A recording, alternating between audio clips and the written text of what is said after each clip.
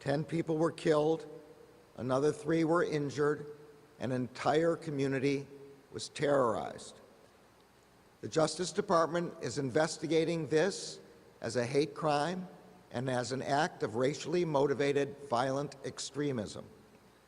We are deploying every resource we have to ensure accountability for this terrible attack, to pursue justice for the victims and their families, and to provide support to a grieving community.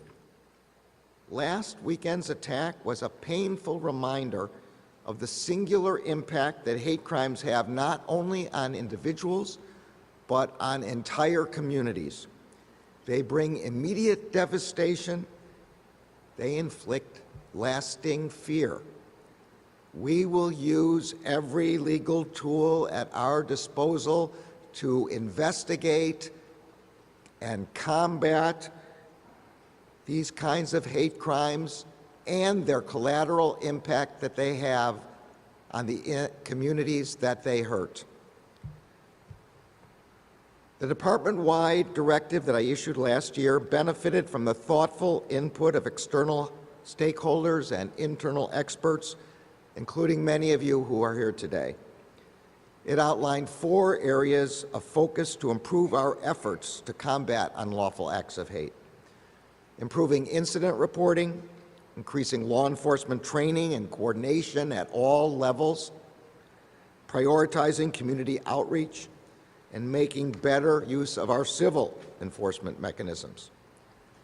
As I said at the time, each of these steps share the common goal of deterring hate crimes and hate incidents and addressing them when they occur, supporting those victimized by them, and reducing the pernicious effects that they have on our society. These are not easy tasks. We know the threats we face are evolving and that our strategies to confront them must evolve as well. Addressing them requires making total use of both our criminal and our non-criminal resources across the entire Justice Department. Our relevant investigating and prosecuting components, including the Civil Rights Division, U.S. Attorney's offices, the National Security Division, and the FBI, are hard at work maximizing their collective tools to prevent, deter, and respond to hate crimes and bias-motivated forms of extremism. I want to thank Assistant Attorney General Kristen Clarke, Director of the Executive Office for U.S. Attorneys Monty Wilkinson, Assistant Attorney General for National Security Matt Olson, and FBI Director Christopher Wray for their leadership and for their dedication to this work. In February of this year alone, the Justice Department convicted the 3 men who targeted and killed Ahmaud Arbery simply because he was a black man jogging on a public street. Our prosecutors convicted an individual who, motivated by racist and xenophobic beliefs about the COVID-19 pandemic, targeted and attacked an Asian family at a supermarket in Midland, Texas. And a federal court sentenced a man in Tennessee for setting fire to 4 separate churches in that state. These 3 results in 1 month represent just a small sample of the investigative and prosecutive efforts that the Justice Department is undertaking to confront hate crimes using our criminal enforcement mechanisms. But we recognize that in order to address the destructive effects that hate crimes and hate incidents have on entire communities, we must make better use of our non-criminal tools as well.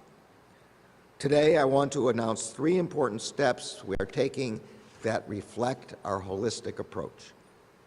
First, along with our partners at the Department of Health and Human Services, we are issuing new guidance aimed at raising awareness of hate crimes during the pandemic. This guidance includes several steps that community-based organizations, law enforcement, government officials, and others can take to raise awareness of hate crimes and hate incidents, and how that increased awareness can be used as a tool for prevention and response.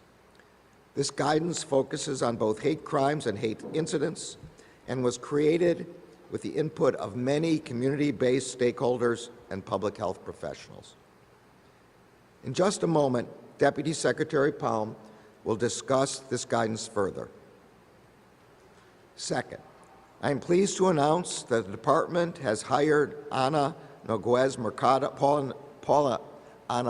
Noguez Mercado as our first ever full-time Language Access Coordinator. Ana, please stand up.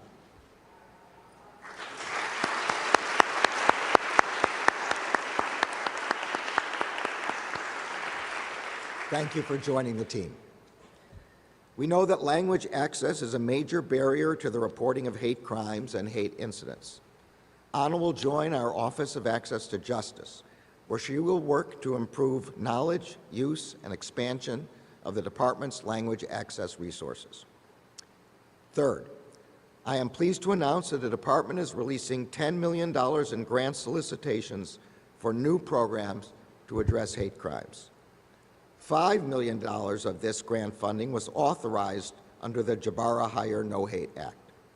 These grants will support better hate crime reporting to the FBI and will fund states to establish and run reporting hotlines for victims of hate crimes. The other $5 million will go to supporting community-based approaches to preventing and addressing hate crimes. I want to thank Congress for providing the funding that allowed us to launch these grant programs. And I want to thank Amy Solomon and her team at the Office of Justice Programs for administering these important grants and putting these funds to good use.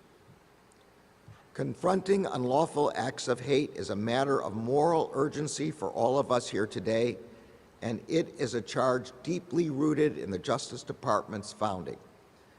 As I have noted many times before, this department was founded in 1870 in the aftermath of the Civil War with the first fundamental purpose to fight the white supremacist attack on black civil rights after the Civil War. 152 years later, the task to combat hate-fueled violence remains central to the department's mission. We do this because it is our legal obligation, and we do this because it is our moral obligation.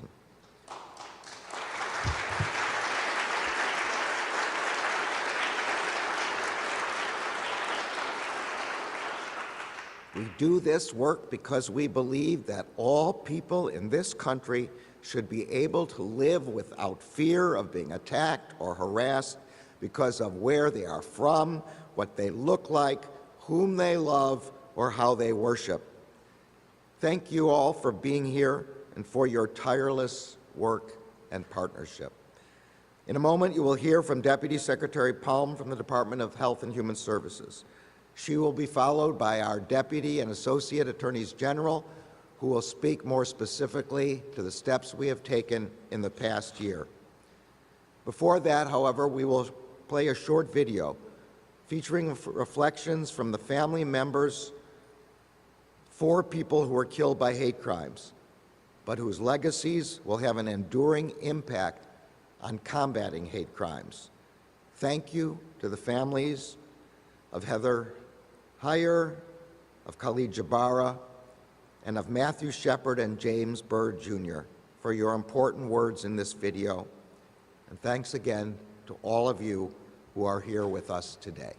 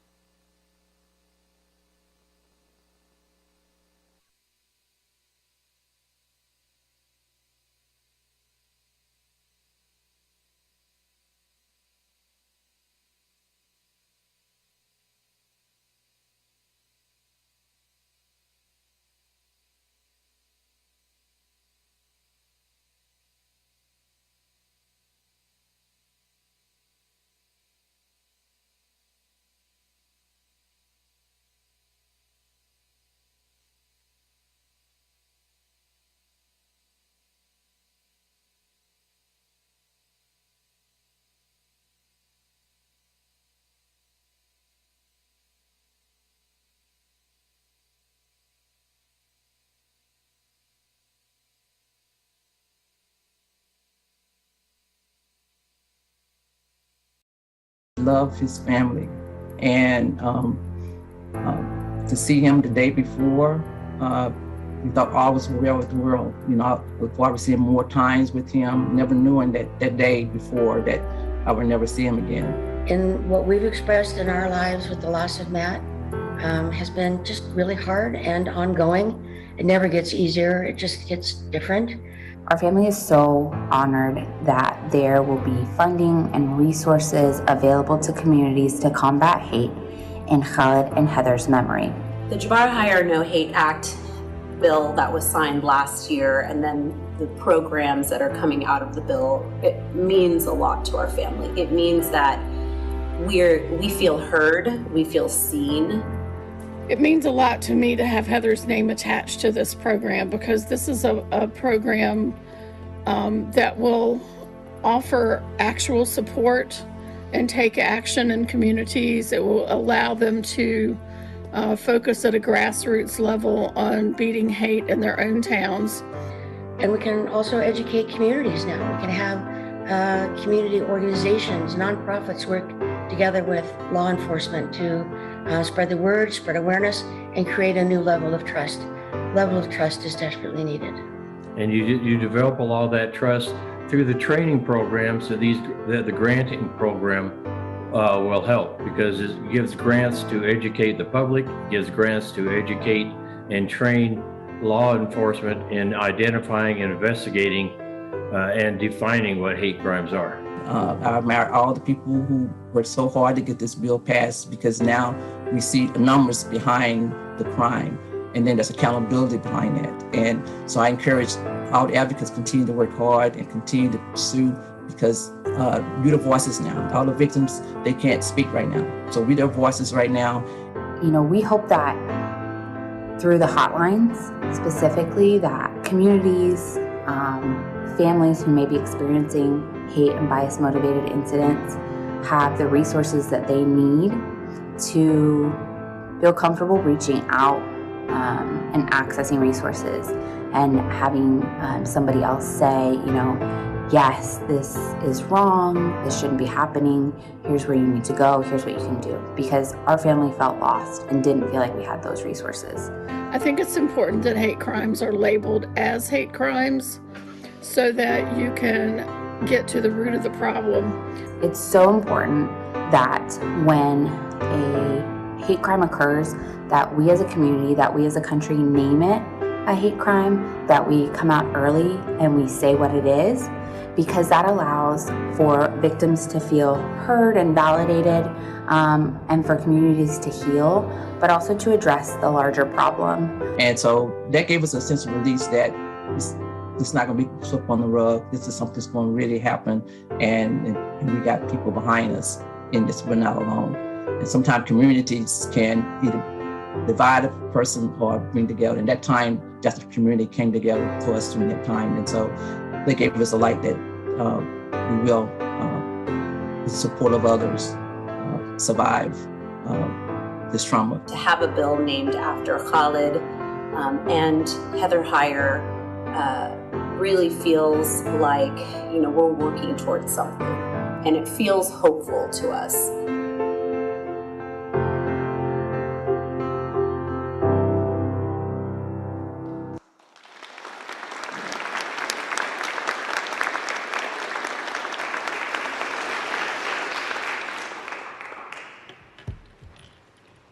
Morning.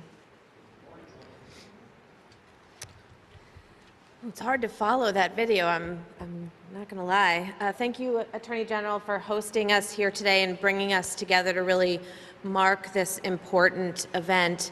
On behalf of Secretary Becerra and our colleagues at the Department of Health and Human Services, it really is my pleasure and honor to join you in commemorating the one-year anniversary of the signing of the COVID-19 Hate Crimes Act. I also want to acknowledge, as the Attorney General did, the representatives of Mr. Khalid Jabara and Ms. Heather Hire's families who are with us here today. We've recognized them, but again, thank you so much for your efforts in the passage of this law and to the incorporation of the COVID Hate Crimes Act into the legislation. The Jabara Hire No Hate Act will help us address the underreporting of hate crimes and improve police response to hate crimes. We've seen that hate can do what it can do if it remains unchecked. We saw it last year in the fatal shootings of 8 people, including 6 Asian women in the Atlanta metro area. We saw it last Saturday when 10 Black Americans were murdered in Buffalo. And we saw it once again in the deadly attack on Taiwanese church parishioners in Laguna Woods, California, 1 day later. While we can't change the past, we can honor victims' memories by working to prevent more suffering moving forward, and that is what today is about. Last year, when President Biden signed the COVID-19 Hate Crimes Act into law, he left no doubt that we stand together as a nation to fight hate and racism. Because hate doesn't just kill, it leaves scars on individuals, on entire communities, not only in the immediate aftermath, but sometimes through generations. And it's not just a matter of law enforcement, it is a matter of public health. That is why on today's anniversary of the signing of the COVID-19 Hate Crimes Act, DOJ and HHS are releasing joint guidance that the Attorney General referenced to help our communities raise awareness about hate crimes that have occurred throughout the time of this pandemic.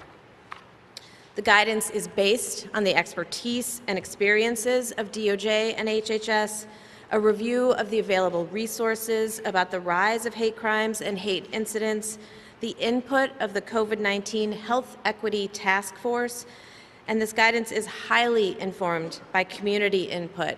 Communities shared and we listened. Through the joint guidance, DOJ and HHS aim not only to raise awareness about hate crimes and hate incidents, but also to propel action, response, and prevention to really address this urgent crisis.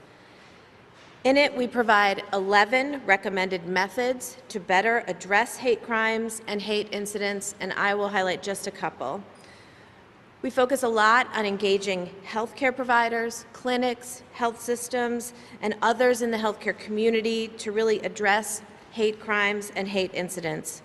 We prioritize cultural competence and language access so that we can address unlawful acts of hate as well as xenophobia stemming from this public health crisis.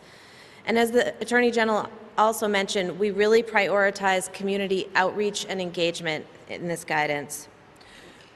Through our actions, we can both prevent and respond to acts of hate, and we can empower law enforcement, government officials, public health systems, and community-based organizations to protect and support communities most frequently impacted.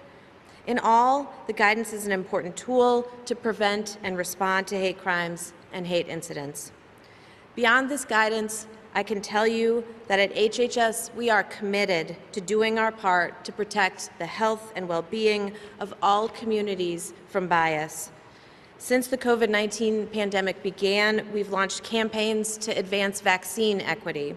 We've launched an Equity Technical Assistance Center at HHS to provide training, tools, to do equity assessments that really focus on the way we make policy, the way we deliver programs, the way we do our research and analysis at HHS, so that we as an institution, as an organization, are more equitable moving forward. And through the White House Initiative on Asian Americans, Native Hawaiians, and Pacific Islanders, which is housed within HHS, we're working every day to address the immediate impacts of the pandemic on AA and HPI communities, from the rise in anti-Asian hate crimes to the health and economic disparities that have been exacerbated over the last couple of years. We are committed to continue building on this work, and we are grateful to have stalwart partners in this efforts. In closing, I really do want to thank our partners. I want to recognize also Senator Hirono, author of the COVID-19 Hate Crimes Act, Congressman Don Beyer, Congressman Mark Tacono, and Congressman Andy Kim, who I think are also here with us today. Again, my appreciation to the Attorney General, to Deputy Attorney General Monaco, Associate Attorney General Gupta, who have all been such tremendous partners to us in this effort and in a variety of others that we have undertaken as part of this administration, and of course to our community partners across the nation who are really critical to driving this work and helping us embed it in communities moving forward.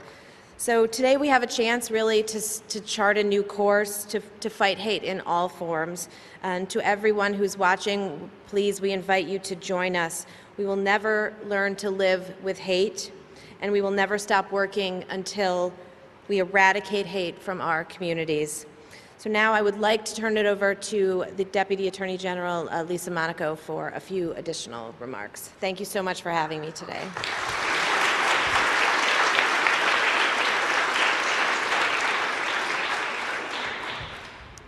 Thank you so much, Andrea. I want to add my thanks and my welcome to our distinguished guests, members of Congress, our partners from the civil rights and law enforcement and public health communities, and especially to the families of Heather Heyer and Khalid Jabara.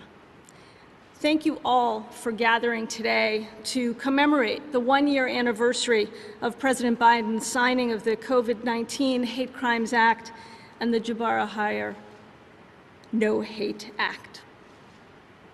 Ensuring the rule of law and making real the promise of equal justice are the principles upon which the Department of Justice was founded.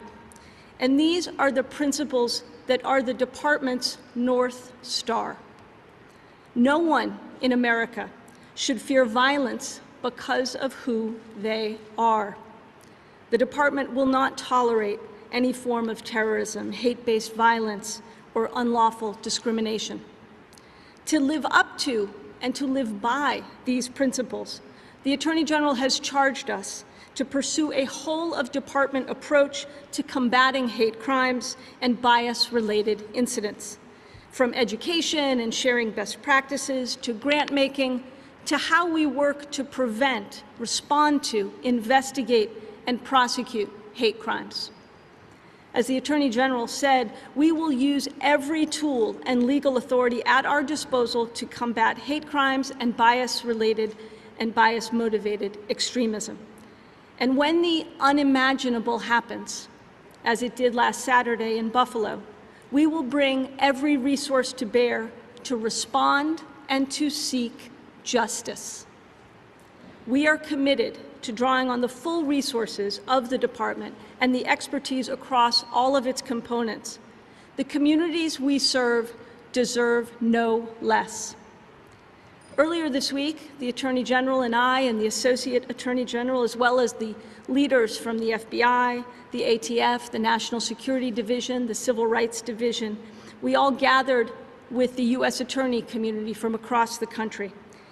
And we gathered to discuss the horror that happened in Buffalo. And we gathered to discuss how we respond as one Department of Justice. The Civil Rights Division, of course, has deep expertise in investigating hate crimes and responding to these horrific incidents in tandem with our state and local partners. Sadly, though, the muscle memory for these responses is now well established. The National Security Division provides leadership on responding to domestic terrorism and is working in lockstep with the Civil Rights Division when hate crimes and bias-motivated extremism rear their profoundly ugly heads. The FBI's investigators and victim services and forensics experts all immediately launch in partnership with state and local and community experts. And of course, the Community Relations Service plays a crucial role working with our community partners as the department's peacekeepers. In the years since the Attorney General's memorandum on improving our efforts to combat hate crimes and hate incidents, the department has taken a number of significant steps. We've established an expediter within the criminal section of the Civil Rights Division to ensure rapid review of hate crimes incidents. The FBI has launched a national anti-hate crimes campaign, including 56 field offices, to encourage reporting. Every U.S. Attorney's Office across the country has designated civil rights coordinators in their offices to enhance our enforcement of civil rights laws. We have also piloted a new outreach training called the United Against Hate effort to help improve the reporting of hate crimes by training community members and providing an opportunity for trust building between law enforcement and the communities that we serve. The horrific events from last weekend are a stark reminder of the devastating effect and impact of hate crimes on entire communities. The steps that we've outlined today and the more to come reflect a firm belief here in the department amongst this leadership team that it is our collective responsibility to do all we can to confront hate in all its forms. We are committed to doing just that. And now I'm pleased to introduce the Associate Attorney General, Vanita Gupta.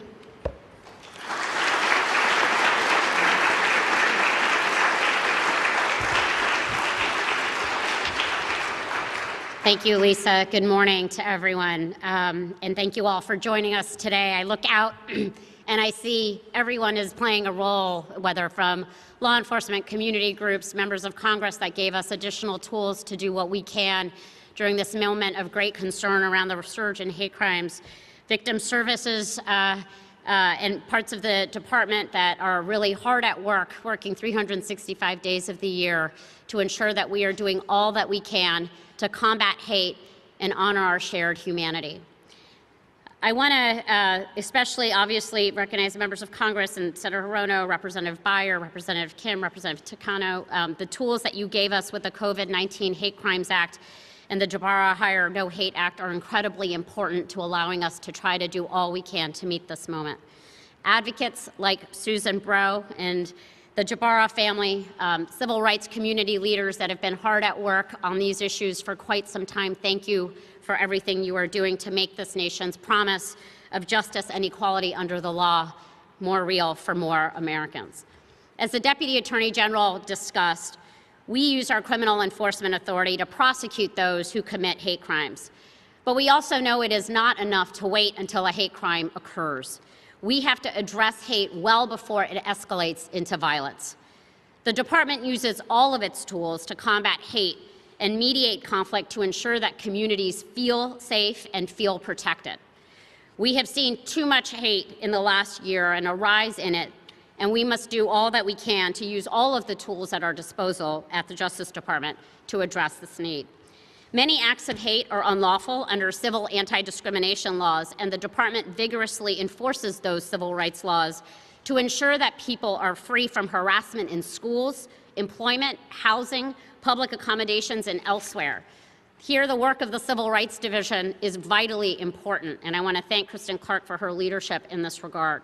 For example, in October of 2021, the Civil Rights Division and the United States Attorney's Office for Utah announced a settlement agreement with a school district to address widespread racial discrimination in the district's schools, including serious and widespread racial harassment of Black and Asian American students by both staff and students.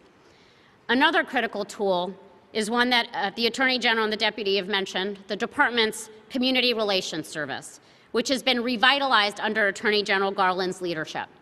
CRS provides facilitated dialogue, mediation, training, and consultation services to help de-escalate tensions and help unite communities that are facing bias-related conflict.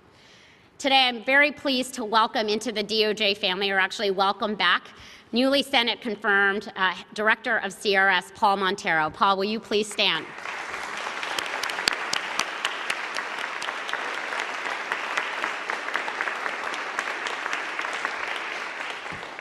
Paul brings with him extensive experience to this job, having been acting director for CRS during the Obama administration, and we're so grateful that he is back in the DOJ family. The department also seeks to develop resources that can help empower communities targeted by hate and that provide effective strategies that the department, government officials, and law enforcement can use to engage with and serve those communities. Under the Attorney General's directive, I designated one of my deputies, Rachel Rossi, who is here today, as the department's first ever hate crimes resources coordinator to help develop those resources. Rachel's done an extraordinary job working with community-based and advocacy groups and the U.S. Attorney's offices across the country to create and centralize the department's anti-crime, hate crime, and incident resources. Yesterday, Rachel was announced as our new director of the Office of Access to Justice, and I'm grateful that she is going to be taking on that role, and pleased to announce that Saeed Modi will be taking on the new role. He's a longtime veteran prosecutor in the Civil Rights Division. He's joined my office and will soon assume this coordinator role. Of course, these resources are not useful if they can't be accessed by the communities most vulnerable and in need. And that's why the department has focused on translating the resources that are most relevant to communities impacted by hate. For example, translating the Civil Rights Division's online reporting portal into 24 languages, including 18 of the most frequently spoken AAPI languages in the United States. But translation is not enough, and we've sought to increase cultural competency both within the department and among our state, local, tribal, territorial partners through training and other resources.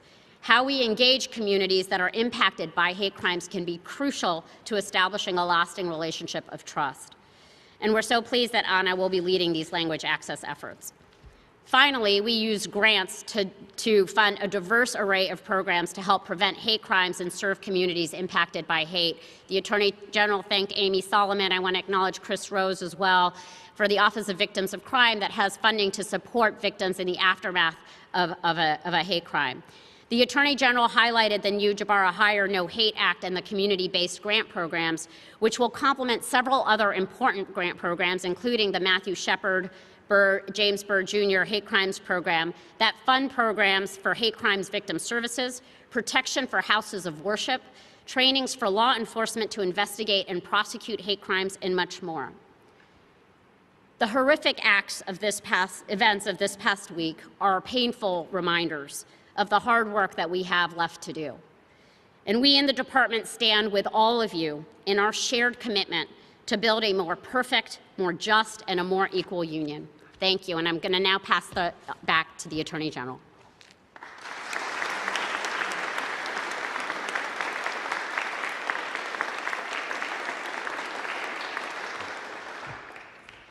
So as most of you know, this event was long planned. We did not need any more reminders of the urgency of our fight against hate and racially motivated violent extremism. Unfortunately, we are gathered today in the shadow and the wake of another horrific attack. If it's possible to even further redouble our efforts, something like this can only cause us to do so. We commit to using every resource of the Department of Justice to prevent these kinds of acts of hate, to hold accountable those who commit them, and to support the communities that are damaged and terrorized by them. That is our job, and thanks to all of you, we have great partners in this effort. I want to say today is a beautiful day, and all of you are here, and we would be grateful if you'd think about mingling with each other in the courtyard when you step down onto the first floor. It's a nice day and a nice chance for all of the supporters of anti-hate to get together, see each other, and talk to each other. Thank you so much, all of you, for coming.